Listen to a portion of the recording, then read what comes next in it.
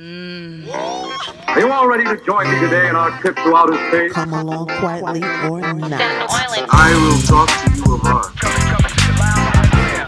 for there is nothing else. Some artist will bait a hook, and you bite upon it. What time is it? Classy. And now, without further ado,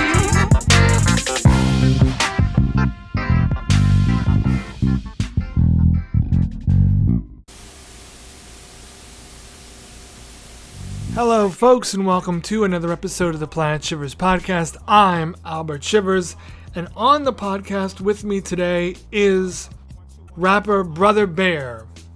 Now, a little bit of a prequel here to the podcast, or a preamble. When we recorded this podcast, Brother Bear's album had not been released yet, but as of now, it is out.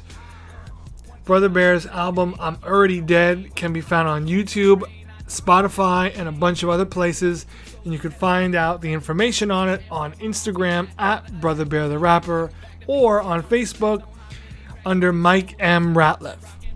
When we were doing the podcast, like I said, the album hadn't come out yet, so I just want to make sure you guys knew that the album is out now. If you're wondering what's going on with me, I'm up to my ears in project. I'm still working on building the website. Hopefully that will be able to go live and launch by the end of the week. This is the last week to see my exhibit at the Create and Be Art Gallery in Strasbourg. And I have a lot of new art projects cooking. I'm going to be doing a concert poster for the band Rubik's Cube, as well as collaborating with the comedian Tony Viagra for some art stuff. And I'll have more information on that also on the next episode of the podcast. And if you want to find out more of what I'm up to, you can check me out on Instagram at Albert Shivers, or on Facebook, Albert Shivers. And don't forget the Albert Shivers Patreon page, and the podcast is now accepting tips to keep it rolling through Cash App, $ Shivers Art.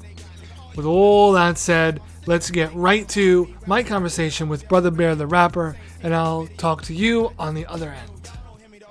Hi, come closer, closer. I've been waiting to hear from you. Why not call the Singles Connection right now and get in touch with America's hottest singles? The Singles Connection. For adults over 18. Let's get personal right away. Call the Singles Connection now. You never know where it might lead. Go ahead. I'm waiting.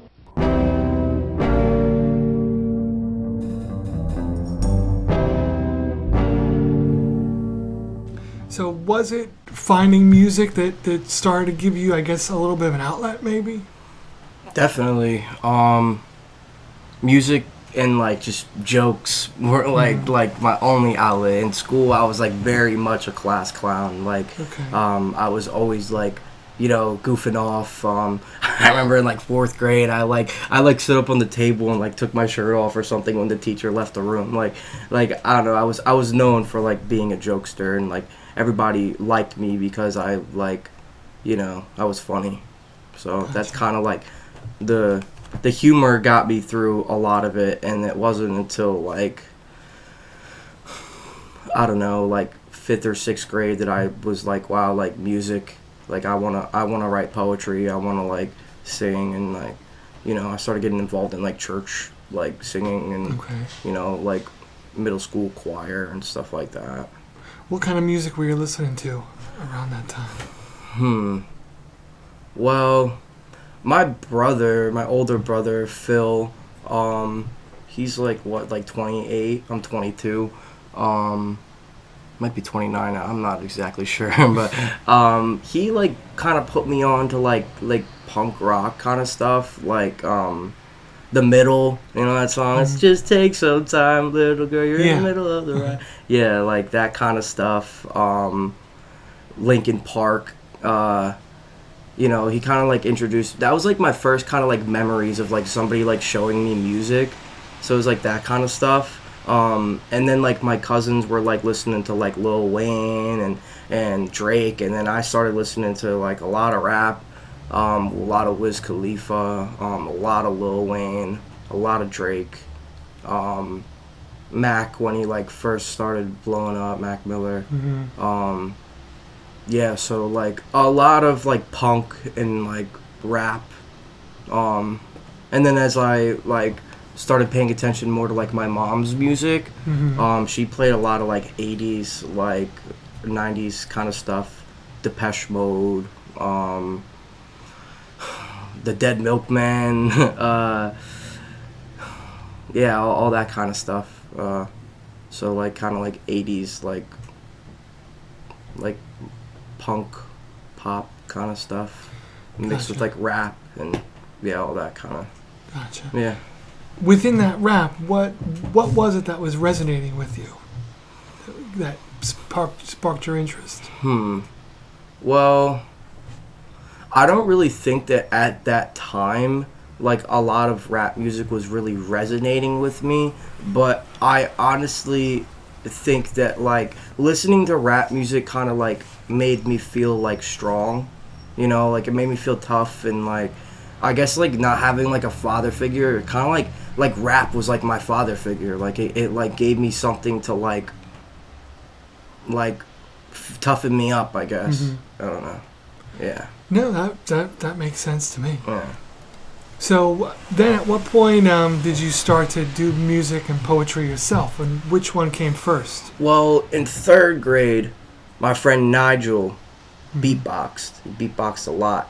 And I actually like started beatboxing before I started rapping. My friend Nigel would beatbox, and then I would kind of like play the mouth trumpet and like follow along with him. And then I started to like beatbox myself, and you know, just like doing the beatboxing thing, and you know, I don't know, that kind of just like bled into like me writing music. My first ever song that I remember writing was I was in my living room, and my dad had like a bunch of old tapes, like, so I had a radio and I was putting the tapes in the radio, and I remember it was like a Beatles tape, and I was listening to like Octopus's Garden by the Beatles, and like I don't know, I just was like I want to write a song, like this is cool.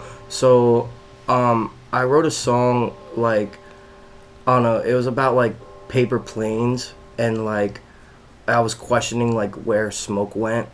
Like, okay, when you light something on fire, like where the hell's the smoke going? And I just remember it was like, I wonder where the smoke goes. Like, yeah, but that's like the first thing I ever remember like writing. Yeah. No, that's cool though. So, and that was to some music.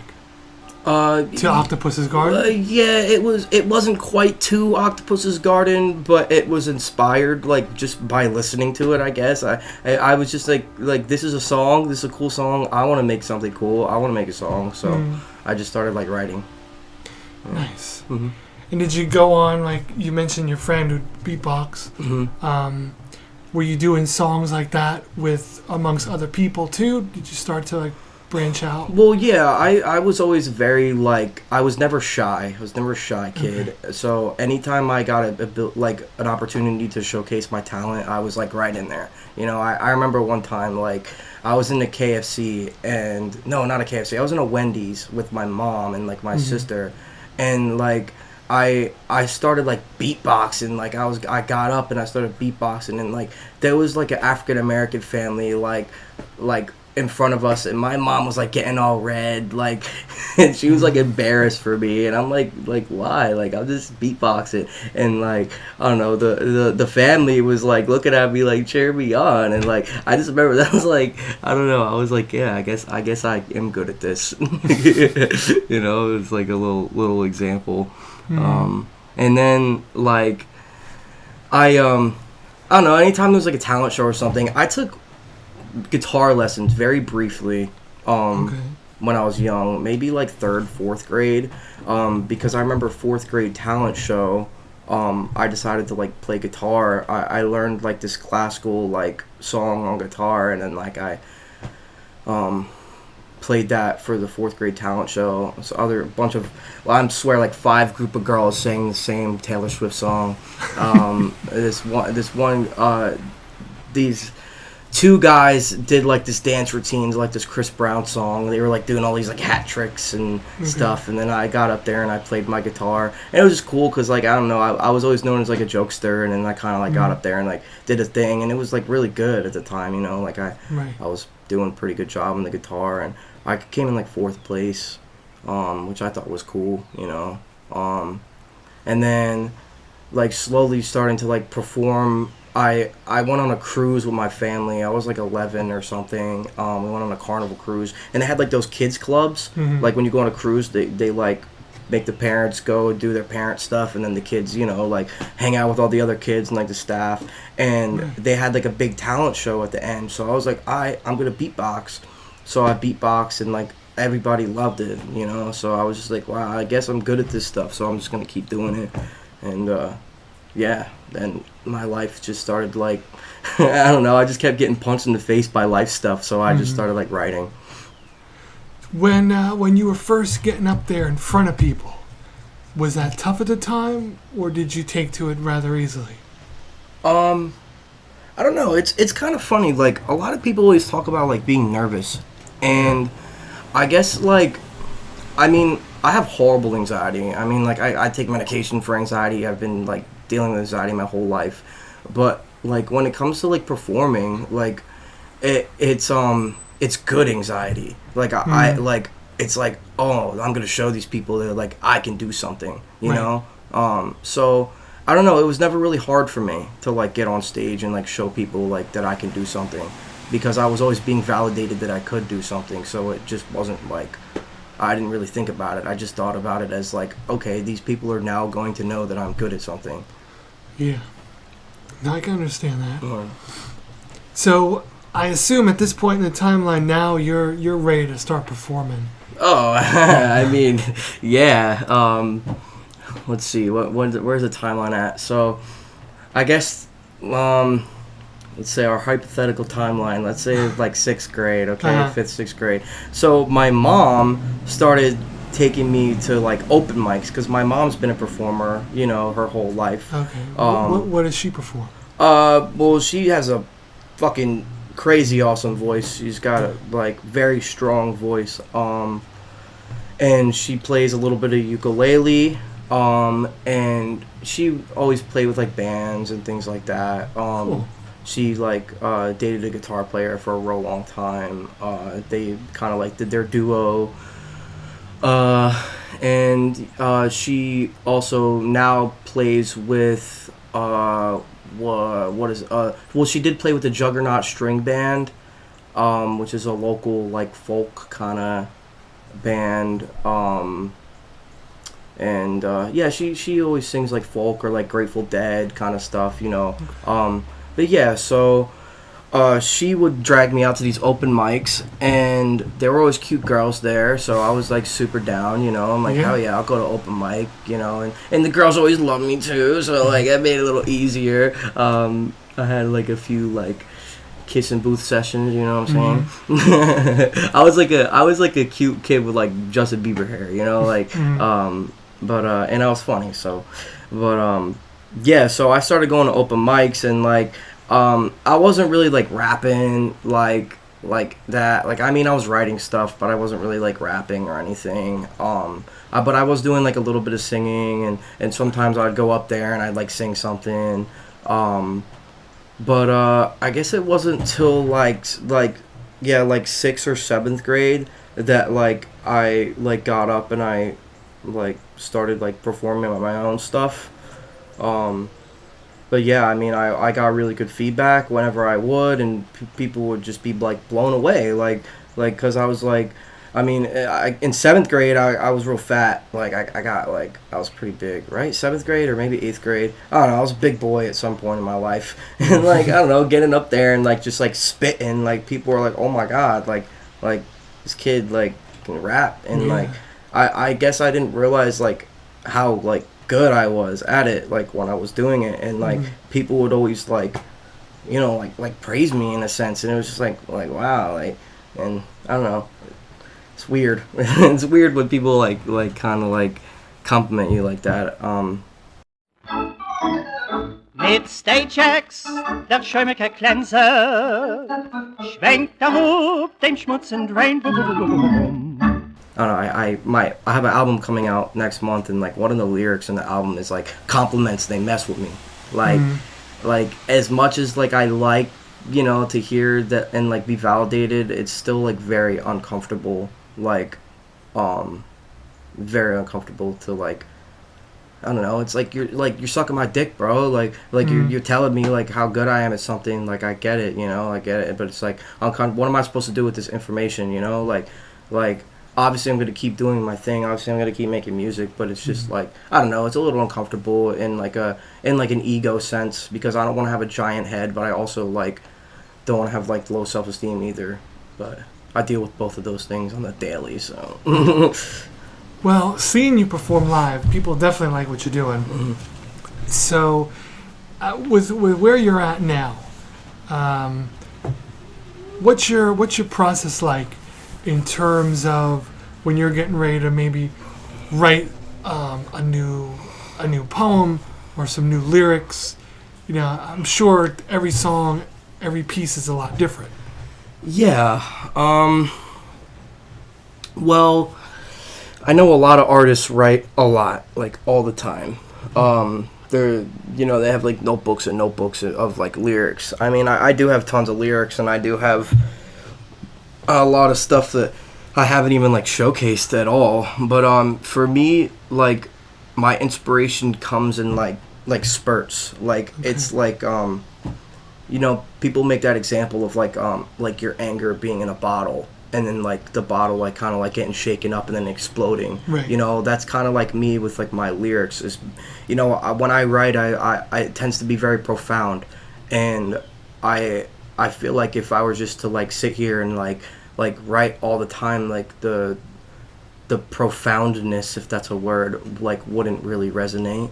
Okay. So it's like it's, I don't know, it's a little bit of a manic process, a little bit of a bipolar process. Like, you know, it's just a lot of different like things, you know. There's no like one thing that will really like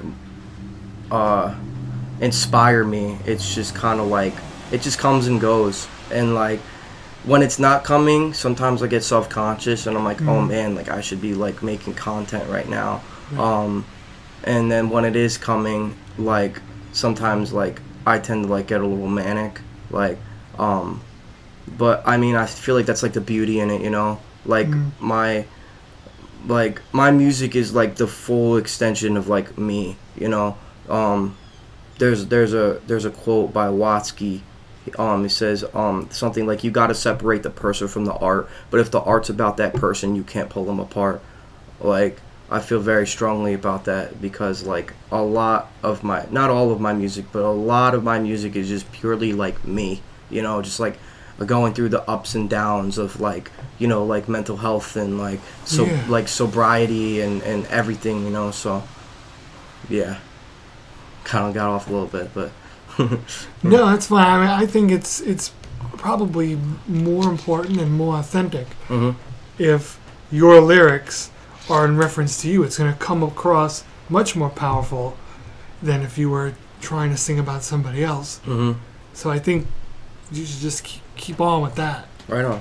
And I'm always interested to ask people about the creative process, because it's so different.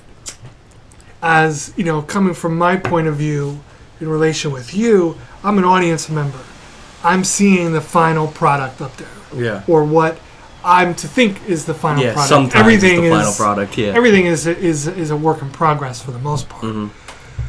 So it's very interesting to me, because my feeling is with all the arts, our paths are so different, even though we may all end up in a similar spot for an hour or two. Right. Our paths there are so different. So to get into a little bit more of, you say that your writing process is a little bit more manic and a little bit more sporadic. Do things just come to you? Sometimes, yeah. Okay. It's kind of crazy. Like, all oftentimes I describe it as like it's not even like for like my real profound stuff. It doesn't even feel like I'm writing it. Like the best way I could describe it is like, you know how like the moon or the sun like has like a beam, you know? It feels like there's like a beam coming from the sky into my head and then going onto the paper. Like it's like some outer force is like like making me write these things. Like it sounds crazy. It sounds like one of those dudes that's like, oh, like Jesus told me to fucking do this, you know? Like I don't think that Jesus or whatever is like, you know, like telling me to do anything, but like I think the universe is definitely on my side when it comes to like writing, especially when like there's such like a magnificent listener. Yeah.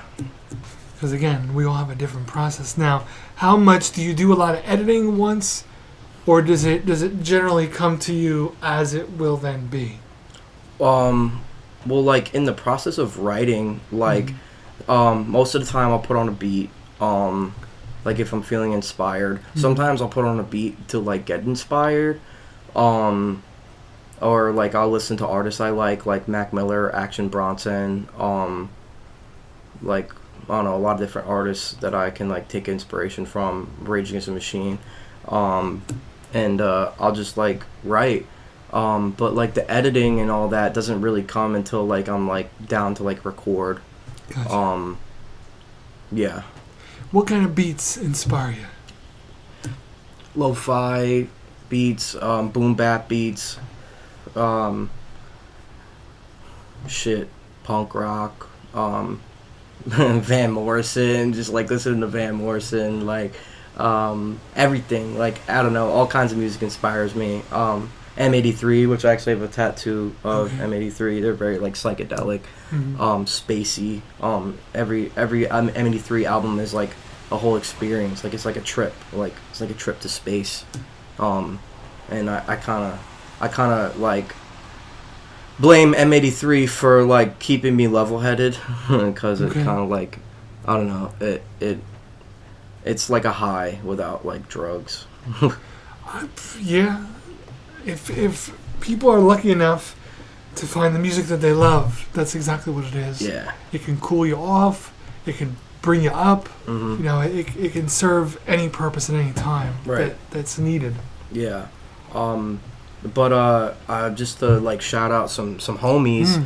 I when I first ever started recording music, I was working with my buddy Anthony Zaccaro. He had a Yeti microphone just like you have right here, and like a laptop and Audacity. So my buddy Trevor Little was like sending me beats. He was like, yo bro, like I'm gonna send beats, because I put out a diss track to like a kid in high school, and yeah, like everybody just really liked it. So I was like, you know, I'm gonna make an album. So my buddy Anthony and Trevor, so Anthony would come over to my house, or I'd go over to his house, and we'd like sit in my bedroom while my kitten would like fuck around and like make all this noise when we're trying to record. Yeah, I would just like write and like put down beats. That was my first album, Bear Season, and my first kind of like hit song sort of was like the song called Imagine, which like actually like a lot of my friends like know all the words to, which is really cool. And that's like the song that I like kind of started performing out. But yeah, thanks to Anthony Zaccaro and Trevor Little for kind of like fire starting the whole like Brother Bear era, the Bear Season. Yeah. So what brought about your name? Brother Bear. Well, it's got a lot of different meanings, but like I said, my father died when I was real little. I was 7 years old, and I was real young, and I remember just like looking at him in the casket and like feeling real uncomfortable, and it didn't look like him, and I was just like weirded out. So I like went outside, and I was kind of like crying, and like, well, actually I didn't cry at the funeral. I remember that I didn't cry at the funeral, but I was sitting outside, and there was like an eagle like circling the church, like that the funeral was at, and like my uncle had said like something like, oh, like that's your father, like that's dad, he's like looking down at you, and that like really stuck with me.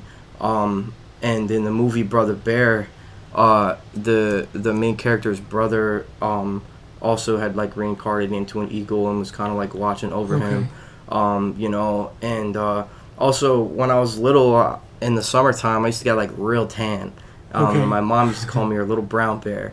And that kind of like stuck with me too.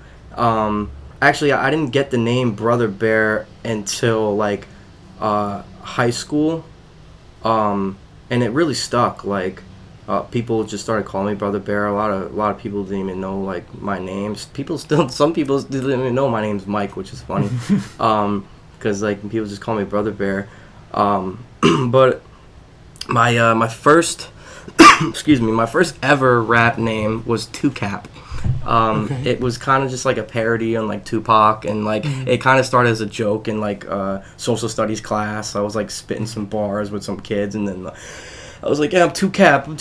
Like I'd wear my hat sideways, and like just like I don't know, I made like little projects for school. Anytime we got to make any kind of multimedia project or anything like that, like I chose to do music and like write a rap about it. Like me and my friend Dylan Hawley, we made a rap about stem cell research, and another one about animal experimentation. They're actually still on YouTube. Mr. Dirt Biker 007, if you want to look it up. That's the the channel where you can see those two.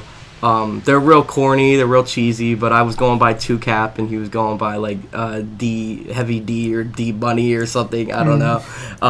But like obviously Two Cap was not going to stick, so then I had like went to rehab for a bit, and I had changed my name. I actually used like a name generator, like a rap name generator, and the first name that came up was Baby Teeth. And I was like, yo, this is crazy, like, because I have like a genetic thing where like my teeth are like baby teeth, and I was like, yo, like baby teeth, this works. So like I just thought it was hilarious, and like I was going by Baby Teeth for like very small amount of time. Like most people don't even know that like I was even going by Baby Teeth. So when I got out, I like watched Brother Bear again, and then I was like, yo, like that should be my name. So I went from actually after Baby Teeth I was Mikey Rat. But then after like some exploring, I actually did put out a project as Mikey Rat. None of it is on like the internet at all. It was just like burned CDs, and the cover was like actually a picture of my skull. Like I had gotten like an x-ray because I like sprained my neck in football. And like I used that picture for like the artwork, and I can't remember the name of the it was called Trauma. It was called Trauma. And but then I just did some thinking, and I was like, you know what, the rap part probably won't go well in the rap community. So then I like I said, I watched Brother Bear again, and I was like, damn, like I kind of like that name, Brother Bear. It's also kind of a philosophy, you know, like I try to treat everybody like family, you know, like I know this sounds corny, but like there's not really any room for hate. Like it's so like whack. Like why wouldn't you just like meet somebody with open arms and like just like, you know, like family, you know, and like so, you know, I try to treat everybody like a brother, like family. And you know, like bears, if you like fuck with their family, like it don't usually go well. So like it's kind of like a philosophy too. So yeah, that's where the name came from. That's awesome. Thanks. No, it definitely has a good ring to it. Yeah. It's rememberable. So that's you're hitting all the bases with the name. Thanks. What put you into rehab? Well, okay, it's kind of a funny story. So I was like on probation for like just like some I was a really dumb kid, like growing up, like 5th, 6th grade. I kind of like got into the wrong crowd, and I ended up getting in trouble, and then I was like on probation, and while being on probation I like kept failing drug tests for weed because like I was like smoking mad pot, but then what was this was junior year of high school. I I was clean. I was sober. I wasn't even drinking. I wasn't smoking. I was doing absolutely nothing. And my probation officer came into school. I was really excited because I knew that I was going to pee clean for him. And a lot of times, like, he would come and I'd get nervous and I couldn't even be able to pee, and he'd get pissed at me, and he would think that I'm like, you know, like high or whatever, and it's like, nah, man, it's just kind of weird having like a grown man standing behind me while I'm trying to pee, you know? Right. So, he came in and I was really excited, and also that weekend coming up, it was actually Mother's Day, or the day after Mother's Day that he came in, but that weekend coming up, there was a talent show kind of showcase at the Sherman Theater, and the winner was gonna get like $750. So I was like real pumped for this. I was like, yo, like this is gonna be awesome. Like I'm gonna fucking win this money. Like ain't nobody out here like beating me. Like I got this. So the day after Mother's Day, my probation officer comes. I'm really excited. I was like drinking Snapple to make sure I could pee. Like I remember my grandmother like drove me to school that day because I had like a doctor's appointment or something, and he came, and he's like, you gonna be clean? I was like, yes sir. So like we walked to the office, I pissed in the cup, and he was like, what did you do this weekend? I was like, I was with my grandmother. And he was like, well, you're coming up hot. And I'm like, what do you mean? And he showed me, and I was hot for opiates. And I said, dude, I've never done opiates like in my life. And he's like, all right, well, like take another test. I asked him, I was like, can you do another? He's like, yeah. So he did another, came up hot again. He was like, I need you to come with me. So we went into the office, and like I got like handcuffed, and I was like freaking out. I was freaking out, dude. I felt so paranoid. I thought the world was against me. Like I never have even like done any of those kinds of drugs. Even to this day, like I've never touched an opiate. And it was real fucking sketchy. They did 2 other drug tests like at probation. I even requested a polygraph and a hair test, like a blood test, all that. They denied me everything. My lawyer was really pushing for me. And then they sent me away all the way to Lancaster, like 4 hours from here. They actually, it's funny that rehab was real like fucked up, real corrupt. Like I got like brainwashed into Christianity. I got like baptized again. It was really? Like, yeah, it was so fucked up. It was in like an old nunnery. Like it was a giant building, and like a bunch of nuns used to live there. And it was attached to a church. So like the Mennonites would come in and like tell us that like masturbation's gonna like send us to hell. Like we would go to like the church next door, and like they were all about like the like touching people on the forehead and like shaking and like going down on the ground. But what really got me attached to it was the praise band, you know, because I was really into music, and the music there was like amazing. And so I pretty much got brainwashed again, as opposed to like when I was going to church as like a kid, you know. But the funny thing was they had a studio in the rehab. It was not very like intensive. It was kind of willy-nilly. Like we got away with a lot of shit there. It was real corrupt, but yeah, they had a studio in there, and I was the best rapper there, and like I was always trying to get in the studio. So like I was writing a lot when I was in there, and just like about my experiences, and like, you know, like feeling like the world was against me, and like the confusion, like, and all of it, like, why am I here? Like, I don't belong here. Like you placed me in. I remember a lyric I wrote was, "You placed me in a zoo when all I need is natural habitat." Like, So, yeah, that's kind of like briefly that story of that. But so did your record ever get clean? Like in terms of, obviously you didn't do the opiates, you didn't belong there. Yeah, well, I was a juvenile at the time, so like I don't even think I have like a record at the time. So, and I actually am about to start a job, and I just got my fingerprints done, and like everything's all cleared, so I clearly don't have a record. So yeah, so that's pretty cool. And did anybody ever figure out why you came up positive? Well, my Like, did you eat a poppy bagel? Or Yeah, something that's like my that thing. simple? So every day at school, every morning, I would have an everything bagel with cream cheese. And like, I was telling my probation officer that, like, dude, I eat this every day. He's like, that's impossible. Like, it would never like come up. Like, this would never happen. And I was like, dude, like obviously it's happening. Like, I've never done opiates, bro. Like, obviously this is what's happening. So that's what I think was happening. I literally ate poppy seeds every day, you know. So that must have been what was going on. I even my friend Justin, the same thing happened to him too, and we might have even had the same probation officer at the time, or well, I don't know, but he got sent away for the same thing, like a false positive. And yeah, it's a scary thing to go through. Like, it feels like it's not real. It feels like it caused a lot of paranoia. You know, it's fucked up. Naturally. Yeah, you feel like you're out of control completely. So, yeah. Gotcha, man. So, jumping in now, you're performing a lot lately. And, Yeah, almost every day. So, what are you up to now, currently? What do you got going on? Well, currently I am at the Old Mill Pub every Tuesday. Wednesdays, every other Wednesday, I'm at the Josie Porter Farm.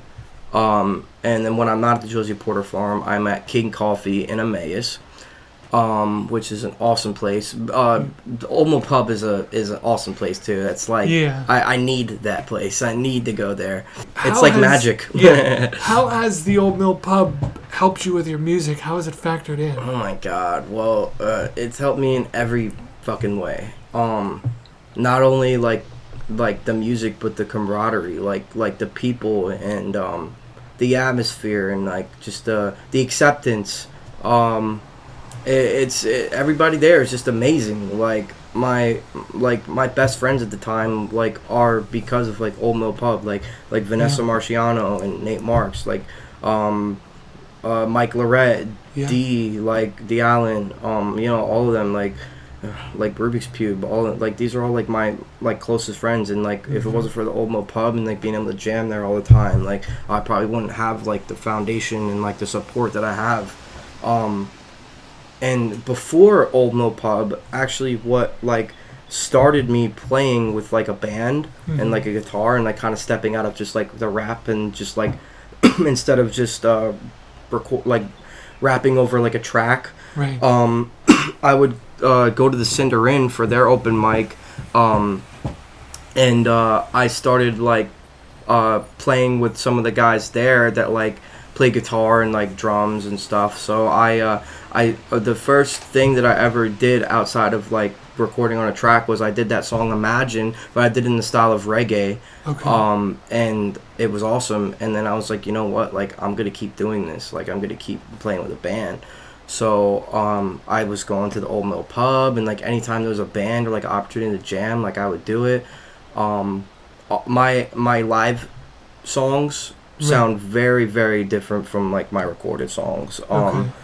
Recently I've been performing a lot of my newer stuff, but when you hear it on the album that comes out next month, it's completely different. Really good, but completely different. So, but I kind of like that element too. I feel the live experience is just a different experience from when you're listening to something in your car and your headphones, Yeah.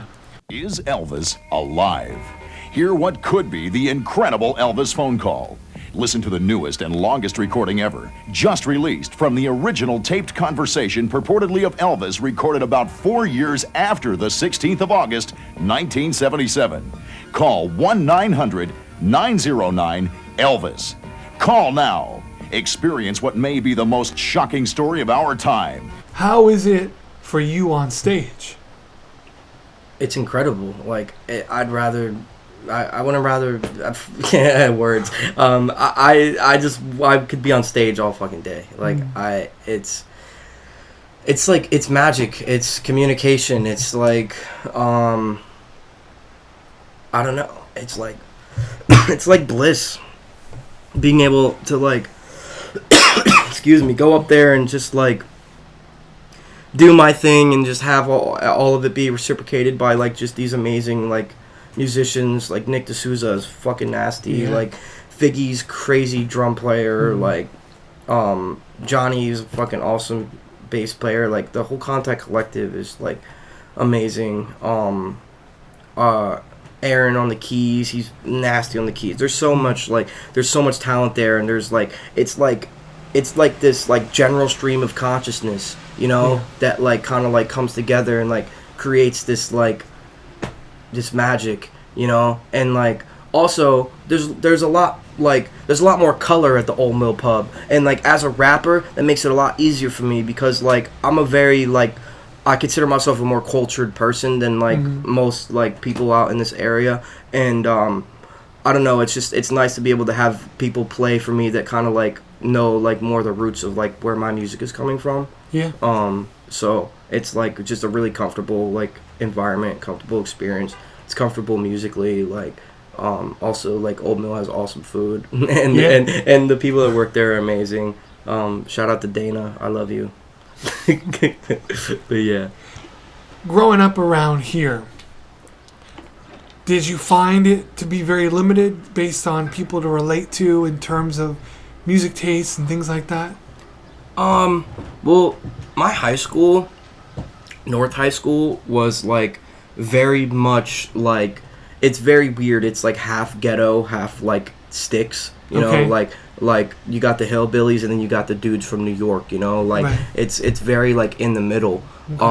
And I think that influenced a lot of like who I am, and like even just like the choice of music that I decided to go into. And well, I don't even think it was a decision. I think the rap life chose me, but yeah, like it's definitely like it definitely influenced me a lot. And being like a short, chubby, like white kid, like I was definitely like underestimated, but I love being underestimated. It's empowering because when I like do my thing, people are like taken aback, you know, and that feeling is like very like empowering, and I guess like just gaining like the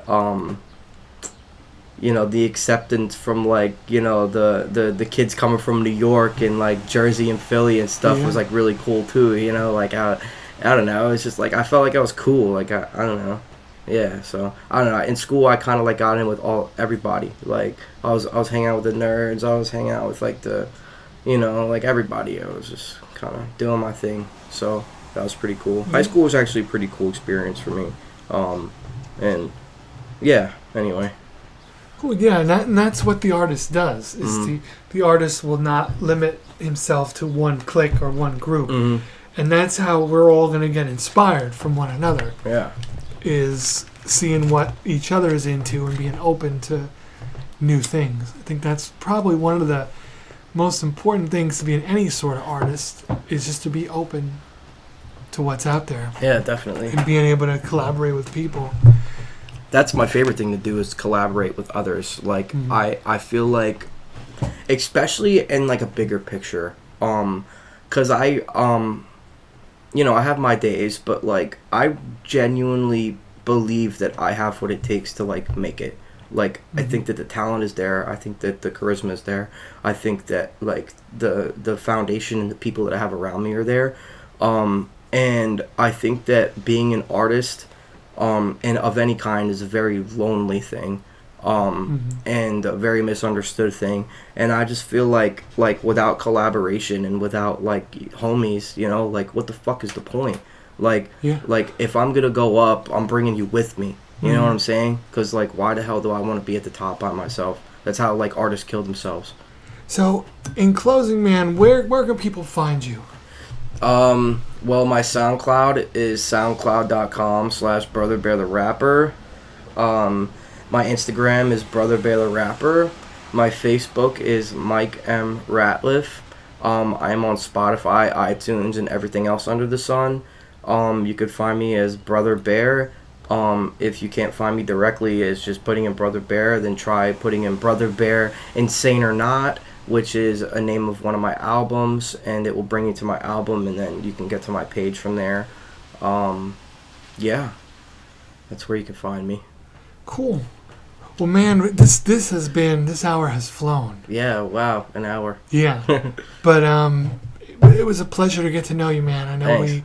we've orbited the same circles for a bit. Never really got the chance to talk one-on-one. Yeah. So I enjoyed this very much. Your artwork is fucking awesome, by the way. It's like Thank you, man. It's the kind of media that you use is like some of my favorite kind of stuff, like kind of old school, like I like it a lot. Also, your place is awesome too. No, thank you. No, I've been at art for a while, and there's been, just like anything else, a lot of ups and downs with it. Yeah, for sure. But I'm gonna stick with it. Right on. As long as I can. Cool.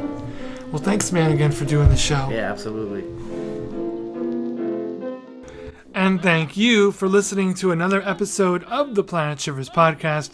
You could find this episode with Brother Bear and more on all major podcast platforms and YouTube with video. Thanks so much to Brother Bear for coming on and giving me some of his time and going so deep into his music and his life. I really did appreciate having him on, and I hope you go check him out on Instagram and Facebook. Until the next episode, take care of yourself and take care of somebody else.